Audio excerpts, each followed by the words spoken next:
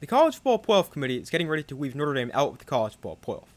So it starts with the terrible decision to move Alabama ahead of Notre Dame, when Notre Dame beat Stanford by 29 and Alabama beat Auburn by 7. Not to mention the fact that Notre Dame is playing some of their best football this season, Alabama is playing some of their worst football this season. But here's the big problem. Last year, the College Football Playoff Committee said they weren't going to move around teams who didn't play in championship weekend. So take Notre Dame and Miami, for example.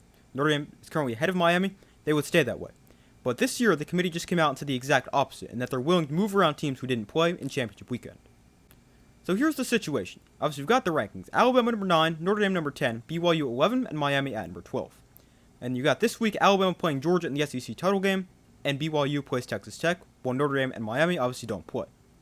But Notre Dame is currently the last team in the College Football Playoff. So that means if BYU ends up winning the Big 12, they're going to take that last spot, because they'll obviously get the automatic bid for winning a conference. But if BYU loses the Big 12, they'll probably fall a spot, and Miami will jump them, and that will put Notre Dame and Miami right next to one another.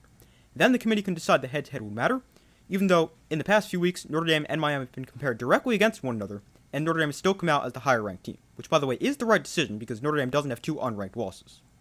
Now, Notre Dame can still make the College Football Playoff because if BYU loses the conference title game and they fall in the rankings, and Alabama also loses, that means they should also fall, although there is the scenario where BYU gets blown out, Alabama loses a close game, then I don't think we have to drop Alabama, and then you've got Notre Dame and Miami ranked right next to one another once again.